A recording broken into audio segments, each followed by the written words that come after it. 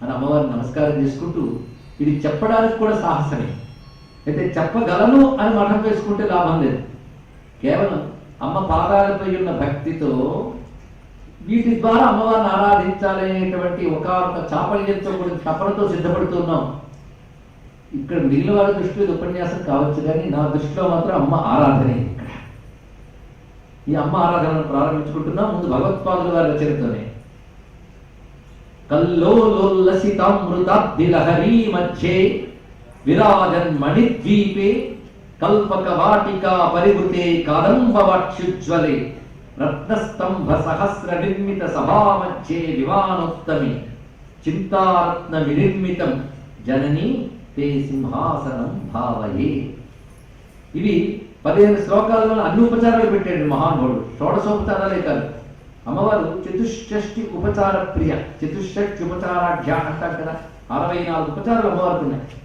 అది అమ్మవారి ఆరాధన సంప్రదాయం తెలిసిన వాళ్ళకి తెలుసు. 64 ఉపచారాలు. అందులో చాలా భాగం భావనాత్మకాలే. అవన్నీ కూడా క్రియారూపంగా చేయడానికి లేదు. అందులో అమ్మవారికి అద్భుతమైనటువంటి సువర్ణరత్న సింహాసనాలు, అశ్వారోహణం, గజారోహణం, రథారోహణం అన్నీ ఉన్నాయి. అవన్నీ మనం బాహ్యంగా చేసి రోజు గుర్రాలు, ఏనుగులు, రథాలు పెట్టుకుంటే వాటిని జాగ్రత్తగా చూసుకోవడం అయిపోతుంది పూర్తిసారి మనకి. అందులో 30 భాగం భావనాత్మకాలే, కొన్ని క్రియాత్మకాలు. నైవేద్యం సర్పయామి, ధూపం సర్పయామి, దీపం సర్పయామి, గంధం సర్పయామి, పుష్పం సమర్పయామి అనేటటువంటి ఏవైతే ఉన్నాయో అవి క్రియాత్మకంగా చేస్తాం. అక్కడ భావం కలుస్తుంది, కానీ బాహ్యం కూడా ఉంటుంది. కొన్ని కేవలం భావనాత్మకమలే. అంటే భావం గొప్పదా, బాహ్యం గొప్పదా అంటే రెండూ ఉండాలని మనం చెప్పుకోవాలి. ఎందుకంటే బాహ్యం వల్ల భావం బలపడుతుంది, భావం వల్ల బాహ్యానికి పరమార్థం లభిస్తుంది. అదే భావము బాహ్యము రెండు అవసరమే. అందుకే అన్నమయ్య భావములోన బాహ్యమునందును గోవింద గోవింద అని కొలువు మనసు అంట. కొంతమంది భావంలో ఉంటే చాలండి, బాహ్యంగా ఎందుకంటే వాడి భావంలో కూడా లేదని అర్థం. భావంలో ఉన్నవాడు తప్పకుండా బాహ్యంగా చేస్తాడు. అంటే బాహ్యంగా అన్నీ చేయగలిగినంత చేస్తాం, మిగిలిన భావంతో మనం పొందాలి. అయితే భగవత్పాదులు వారు ఎక్కువగా మానసిక పూజా స్తోత్రాలు రచించారు. చాలా మంది తెలిసి ఉంటుంది. 64 రకాల శ్లోకాలతో చతుషష్ఠి ఉపచార పూజా స్తోత్రం రచించారు. అది కాకుండా మరొకటి ఉన్నది, త్రిపుర సుందరి మానస పూజా స్తోత్రం మరొక గ్రంథం రచించారు మహానుభావుడు. అన్ని రచించారు, అది భగవత్పాదుల వారు రచన. ఇది కాకుండా త్రిపుర సుందరి వేదపాద స్తోత్రం మరొకటి రచించారు. ఈ త్రిపుర సుందరి మానస పూజా స్తోత్రం చాలా రమ్యంగా ఉంటుంది.